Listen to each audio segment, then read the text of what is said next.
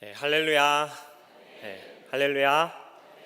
오늘 이 예배 자리 가운데 오신 우리 성도님들과 또 영상으로 함께 예배 드리시는 우리 낙원에 온 성도님들 가운데 우리 하나님께서 놀랍도록 부어주시는 말씀의 은혜가 함께 하시기를 주님의 이름으로 바라고 축복합니다. 오늘 본문의 말씀 너무나 익숙한 내용일 거라고 생각합니다. 다윗과 골리앗에 대한 말씀입니다. 어린 아이들이 특히나 좋아하는 말씀이고요. 또 우리 또한 어린 시절 주일학교 때부터 자주 들어왔기 때문에 너무나 익숙한 말씀일 거라고 생각합니다. 심지어는 교회를 다니지 않는 사람들도 이 다윗과 골리앗에 대해서는 들어본 적이 있을 정도입니다. 약자가 강자를 이긴다는 이 통쾌한 내용은 신자와 불신자를 떠나서도 모든 이에게 참 매력이 있는 내용인 것 같습니다. 그리고 오늘 우리가 맞이하는 이 막막한 현실 가운데도 어떠한 위로가 되는 내용인 듯합니다. 그런데 그렇게 우리에게 너무나도 익숙한 말씀이지만 오늘 우리가 이 본문 말씀을 함께 나누시면서는요, 조금 더 본질에 우리가 주목해 보기를 원합니다. 그래서 오늘 이 말씀이 우리에게 전혀 완전히 새로운 말씀으로 다가오고 또 하나님께서 우리의 이 상황과 또 이 시대 가운데 던지시는 하나의 메시지로서 우리의 마음과 영혼을 울리는 그런 말씀으로 다가오기를 주님의 이름으로 바라고 축복합니다. 오늘 본문은 다윗이 본격적으로 이스라엘의 중앙 무대에 등장하게 되는 사건입니다.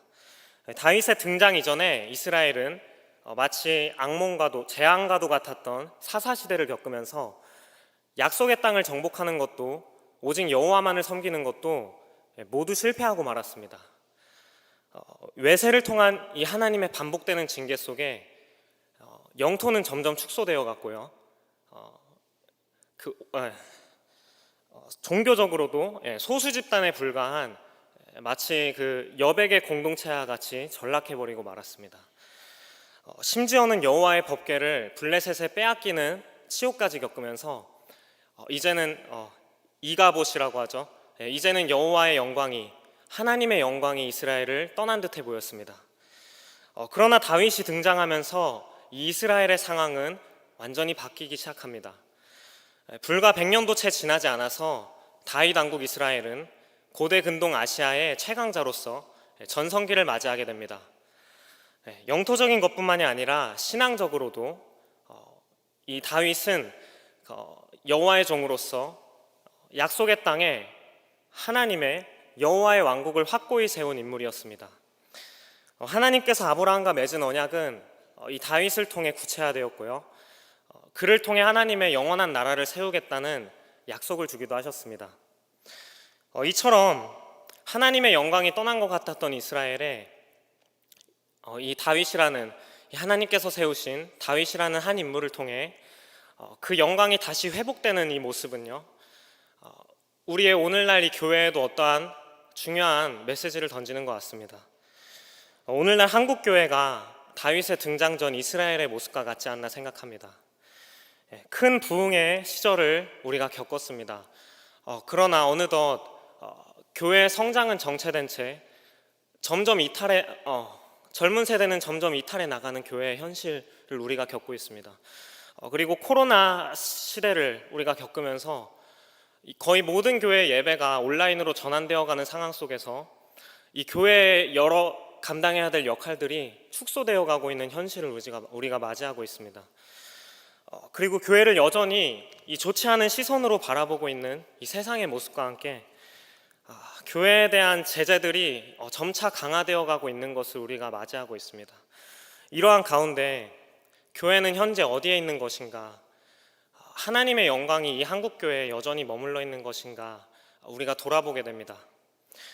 이스라엘처럼 이 세상의 한 구석에 여백의 공동체가 된 듯한 이 오늘날의 교회가 다시 하나님의 영광이 머무는 그러한 공동체로 회복할 수 있는 소망은 과연 무엇이겠습니까? 우리가 이 질문을 던지면서 이 질문에 답하기 위해서 오늘 본문을 통해 다윗의 두 가지 모습을 함께 살펴보고자 합니다. 이 다윗이 놓치지 않았던 두 가지를 함께 살펴보시면서 다시 하나님의 영광의 회복을 소망하시는 귀중한 시간 되시기를 주님의 이름으로 축복합니다. 우리 함께 따라해 주시면 감사하겠습니다. 첫째, 보이는 것에 집중하지 말고 보이지 않는 것에 집중해야 합니다. 이 사람은 사람의 외모와 눈에 보이는 것에 집중합니다. 우리 42절을 보시면 골리앗이 둘러보다가 다윗을 보고 업신여기는 것을 발견할 수가 있습니다. 이는 그가 젊고 붉고 용모가 아름답기 때문이라고 했습니다.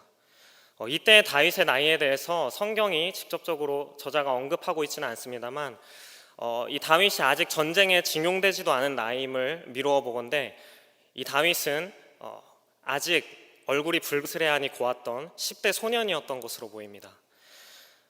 그런 다윗을 무려 2m 90에 달하는 거인이요 블레셋의 용사인 골리앗이 보기에는 참으로 가소로웠을 것 같습니다. 그는 다윗의 외모만 보고 그를 업신여겼습니다.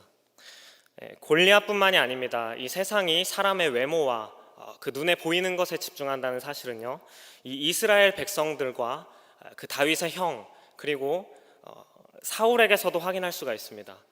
17장 11절을 보시면 사울과 이스라엘 백성들은 이 싸움을 도드러 나온 골리앗을 보고 크게 두려워합니다. 그리고 24절에서 그를 보고 두려워서 도망가기까지 합니다. 그리고 28절에서 다윗의 형은 이 자세한 속사정도 모른 채 이 무작정 이 전쟁터에 나온 다윗을 보고 그가 교만하고 완악하다며 비방하기까지 합니다. 그리고 33절에서 사울은 이 다윗이 소년이기 때문에 저 어려서부터 용사인 골리앗과는 네가 싸울 수 없을 것이다 단언합니다. 그런데 여러분, 그런데 우리 성도님들, 우리가 생각해 보면요, 이들의 생각이 지극히 상식선에서 할 수 있는 당연한 생각이라는 것을 우리가 알 수가 있습니다. 2m가 넘는 거구에 이 전신갑주로 무장하고 앞에는 방패병까지 대동한 이 골리앗을 이 한눈에 보기에도, 어느 누가 보기에도 참으로 위압감이 들었을 것 같습니다. 두려워하는 것은 당연한 것 같습니다. 그리고 이 10대 소년이 전쟁터에 나와서 떠드는 모습을 좋지 않게 보는 시선 또한 당연한 것 같습니다. 그런데 그 소년이 저 거구의 용사와 싸우러 나가겠다 만류하는 것이 지극히 상식선에서 가능한 생각이라고 생각합니다. 하지만 우리 하나님의 생각과 하나님의 시선은 우리가 바라보는 것을 훨씬 뛰어넘은 곳에 있음을 아셔야 합니다. 사무엘이 기름 부을 자를 찾을 때 이 하나님께서 하신 말씀을 보시기 바랍니다. 이 사무엘상 16장 7절 말씀, 우리 함께 화면을 보시고 함께 읽도록 하겠습니다. 시작. 여호와께서 사무엘에게 이르시되 그의 용모와 키를 보지 말라. 내가 이미 그를 버렸노라. 내가 보는 것은 사람과 같지 아니하니 사람은 외모를 보거니와 나 여호와는 중심을 보느니라 하시더라. 아멘. 이 세상은 이 사람의 외모와 눈에 보이는 것에 집중합니다. 그러나 하나님은 그 사람의 보이지 않는 마음의 중심을 보시는 분이십니다. 그리고 그 마음에 합했던 다윗 역시 눈에 보이지 않는 하나님께 집중했던 사람입니다. 오늘 본문에서 다윗과 골리앗의 싸움 장면 묘사가 48절에서 49절로 짧은 반면에 이 둘의 대화 장면은 보시면 43에서 47절로 긴 것을 볼 수가 있습니다. 이것은 다윗이 어떤 전투 방식으로 골리앗을 이겼는가가 중요한 것이 아니라는 것입니다. 우리가 주목할 것은 이 다윗의 긴 대사 가운데 그의 눈에 보이지 않는 그 하나님에 대한 믿음입니다. 17장 전체 문맥 속에서 이 다윗이 과연 무엇에 집중했는지를 함께 살펴보시길 바랍니다. 25절에서 26절을 보시면 이스라엘 백성들은 이 골리앗이 단순히 이스라엘의 군대를 모욕하는 것으로 이해했습니다. 그러한 반면에 이 다윗은 이 골리앗이 살아계신 하나님을 모욕하는 것으로 이해했습니다. 그렇게 그는 이 전쟁을 하나님께 속한 전쟁이라고 생각했습니다. 45절과 47절을 보시기 바랍니다. 45절 먼저 읽고요, 47절 보겠습니다. 45절 함께 읽겠습니다. 다윗이 블레셋 사람에게 이르되 너는 칼과 창과 단창으로 내게 나아오거니와 나는 만군의 여호와의 이름 곧 내가 모욕하는 이스라엘 군대의 하나님의 이름으로 내게 나아가노라. 47절입니다. 또 여호와의 구원하심이 칼과 창에 있지 아니함을 이 무리에게 알게 하리라. 그가 너희를 우리 손에 넘기시리라. 아멘. 다윗은 이 전쟁이 칼과 창과 같은 무기에 달린 것이 아니라 이 어떠한 물리적인 힘에 달린 것이 아니라 오직 여호와 하나님께서 친히 싸우시는 전쟁임을, 영적 전쟁임을 고백하는 것입니다. 그는 구원이 하나님께 속해 있다는 것을 믿기 때문에 전적으로 하나님을 의지하며 나아가고 있습니다. 그래서 다윗은 이 광야에서 목자일 때 이 사자와 곰의 발톱에서 하나님께서 건지셨던 그 경험, 하나님만을 의지하며 나아갔던, 하나님만을 의지했던 그 추억이 깃들어 있는 이 물매와 돌만을 가지고 전쟁에 나아갔던 것입니다. 그뿐만이 아닙니다. 다윗은 오직 하나님의 영광을 회복하는 것에만 관심이 있었습니다. 그는 하나님의 이름이 욕을 먹는 것에 분노했습니다. 26절 하반절에서 다윗은 이렇게 말합니다. 제가 읽겠습니다. 이 할례 받지 않은 블레셋 사람이 누구이기에 살아계시는 하나님의 군대를 모욕하겠느냐. 도대체 너희는 저 골리앗이 뭐길래 살아계신 하나님의 이름이 욕을 먹고 있음에도 가만히 지켜만 보고 두려워 떨고만 있느냐. 다윗이 책망하는 것입니다.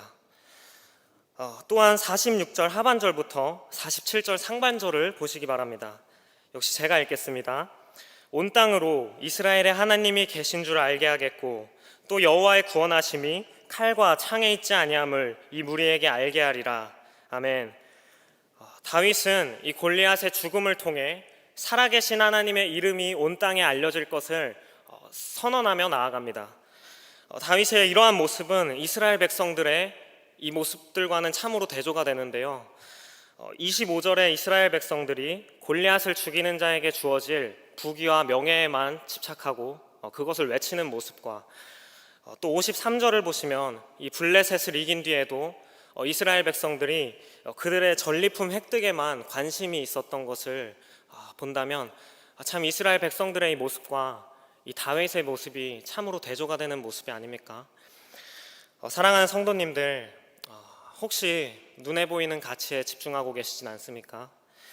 조금이라도 더 나은 삶을 살고자 이 경쟁 사회 속에서 치열하게 부딪히면서 살아가고 계시진 않습니까? 오직 자신의 영광을 위해서 사는 것이 너무나 당연한 세상 가운데 우리는 살아가고 있습니다. 이 하나님을 믿는 우리조차도 때로는 그러한 가치에 나 자신을 맞추면서 살아가고 있지는 않은지, 우리의 교회 안에도 그러한 가치가 때로는 흘러들어와 있지는 않은지 우리가 돌아보기를 원합니다. 이 한 주간 세상에서 치열하게 경쟁하면서 살아오다가 그저 주일 하루 잠깐 위로받기 위해 우리가 예배를 드리러 나오고 있지는 않습니까? 교회의 성장은 우리가 추구하지만 한 사람 한 사람을 주님의 제자 삼기 위함이 아니라 그저 교회의 양적 성장에만 우리가 때로는 주목하고 있지는 않습니까?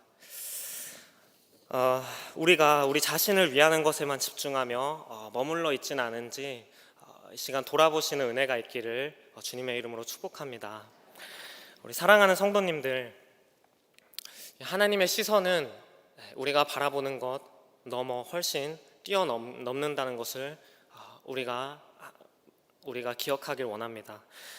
보이지 않는 마음의 중심을 하나님께서 보신다는 것을 기억하시기 바랍니다.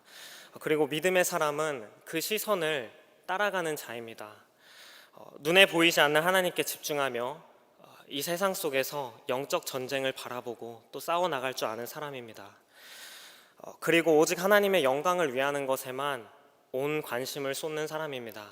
하나님께서는 그러한 다윗을 통해 이 아무도 주목하지 않고 기대하지 않았던 이 10대 소년 다윗을 통해 하나님의 놀라운 구원을 이루시고요, 이스라엘 전체에 이 하나님의 영광이 다시 회복됐던 것을 우리가 기억하시길 바랍니다. 그래서 우리 또한 그 시선을 사모하고 또 회복함으로써 하나님의 영광이 머무는 우리 공동체가 되기를 주님의 이름으로 바라고 축복합니다. 우리가 다시 한 번 더 언급하고 넘어가길 원합니다. 오늘날의 교회가 이 하나님의 영광이 다시 머무는 공동체로 회복할 수 있는 소망, 첫 번째가 무엇이라고 했었죠? 보이는 것에 주목하지 말고 우리 보이지 않는 것에 주목해야 합니다라고 했습니다. 이제 두 번째입니다. 우리 다시 한 번 더 따라해 주시면 감사하겠습니다. 둘째, 양들을 위해 자신의 목숨을 버릴 줄 알아야 합니다. 하나님께서 다윗을 이 마음의 합한 자로 여기시고 또 그를 사용하신 것은요, 그가 보이지 않는 하나님을 의지하고 또 하나님을 위해 싸웠다는 것 말고도 한 가지 이유가 더 있는 것 같습니다. 그것은 다윗이 양들을 위해 자신의 목숨을 바칠 줄 아는 그런 목자였다는 사실입니다. 34절에서 35절을 보시기 바랍니다. 앞에 화면 보시면 될 것 같습니다. 함께 읽겠습니다. 다윗이 사울에게 말하되 주의 종이 아버지의 양을 지킬 때에 사자나 곰이 와서 양떼에서 새끼를 물어가면 내가 따라가서 그것을 치고 그 입에서 새끼를 건져내었고 나를 해하고자 하면 내가 그 수염을 잡고 그것을 쳐 죽였나이다. 아멘. 다윗은 이 양들이 위험에 처하면 양들을 버리고 가는 목자가 아니었습니다. 다윗은 양들이 위험에 처하면 사자나 곰하고도 목숨을 걸고 싸우는 그런 진짜 목자였습니다. 다윗이 이제 그런 목자의 마음으로 이제는 이스라엘을 대표해 앞장서서 골리앗과 목숨을 걸고 싸우고 있는 것입니다. 다윗은 이스라엘을 위해 목숨을 거는 진정한 이스라엘의 목자였습니다. 그런데 그런 다윗이 훗날 목자의 마음을 잃고 하나님께 죄를 범하는 것을 볼 수가 있습니다. 잠시 사무엘하 끝으로 가보면 이 사무엘하 24장에서 다윗이 인구조사의 죄를 범했을 때 하나님께서 이스라엘 백성들에게 저녁에 전염병을 내리시는 것을 볼 수가 있습니다. 이 백성들이 고통당하는 것을 본 다윗은 하나님께 이렇게 기도합니다. 사무엘하 24장 17절 말씀을 제가 읽겠습니다. 다윗이 백성을 치는 천사를 보고 곧 여호와께 아뢰어 이르되 나는 범죄하였고 악을 행하였거니와 이 양 무리는 무엇을 행하였나이까? 청하건대 주의 손으로 나와 내 아버지의 집을 치소서 하니라. 아멘. 이 양 무리는 무엇을 행하였나이까?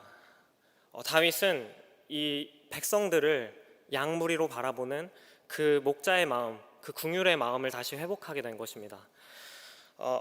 그들을 구하기 위해서 자신을 대신 징계해달라는 이 모습은요, 이스라엘을 구하기 위해 자신의 목숨도 아끼지 않았던 그 다윗의 처음 그 목자의 마음을 회복하게 된 순간인 것입니다.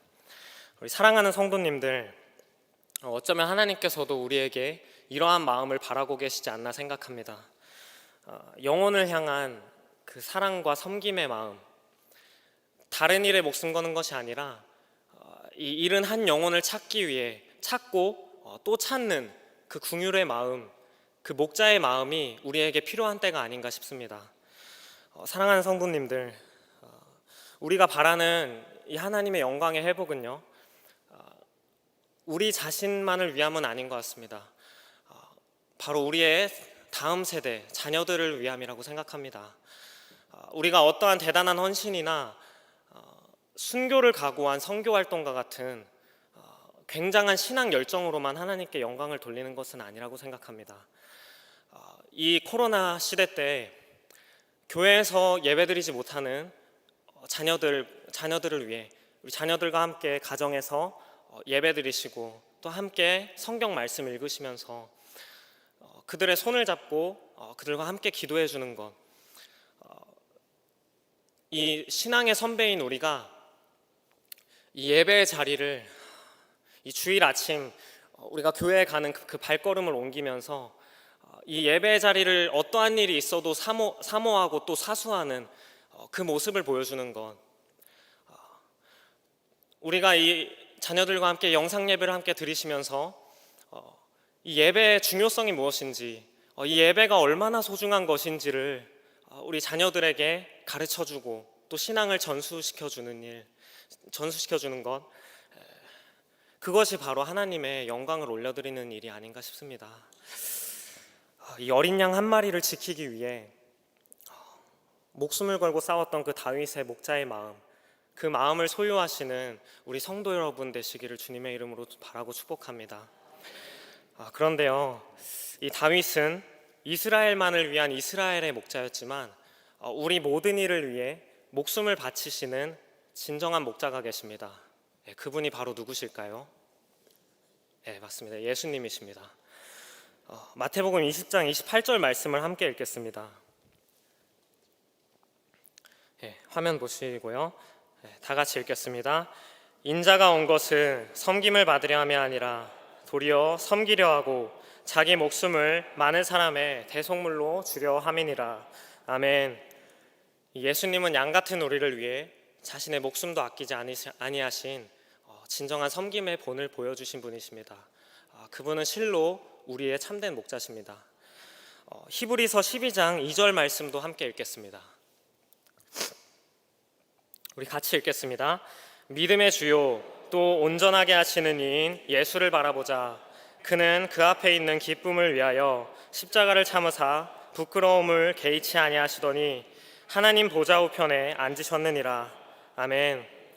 여기서 믿음의 주라는 이 단어는요, 원어인 헬라어를 보면 피스티오 아르케고스, 즉 믿음의 선구자, 믿음에 앞장서시는 분이라는 뜻입니다. 다시 말하면 예수님께서 우리 믿는 하나님을 믿는 우리 신자들 앞에 먼저 나가서서 앞장서시는 분이라는 뜻입니다. 다윗이 이스라엘을 대표해 앞장서서 저 골리앗이라는 원수와 싸웠던 것처럼 우리를 대표해 앞장서서 저 죄라는 원수와 목숨 걸고 싸우시는 예수님은 우리의 참된 목자십니다.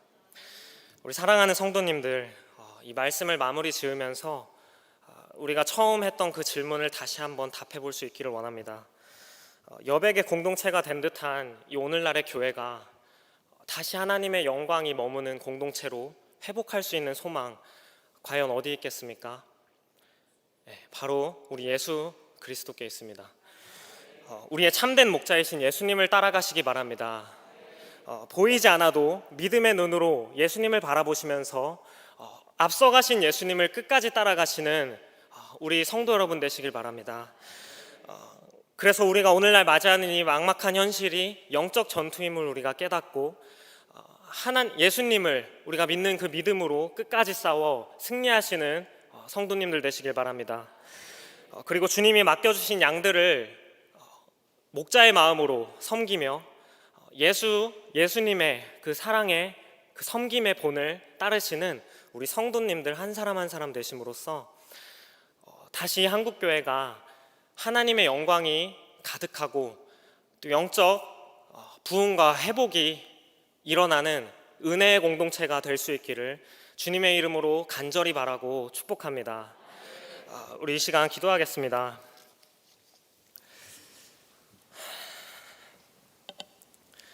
사랑의 하나님, 오늘날 우리의 교회가 하나님의 영광이 머무는 교회 되길 원합니다. 오늘의 이 현실이 하나님께서 친히 싸우시는 영적 전투임을 믿음의 눈으로 바라보고 의지할 수 있는 그 시선을 소유하기를 원합니다.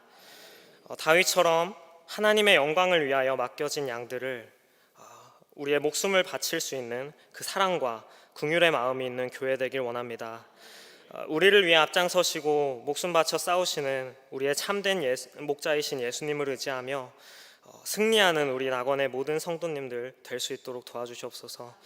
감사드리며 예수님의 이름으로 기도드립니다. 아멘.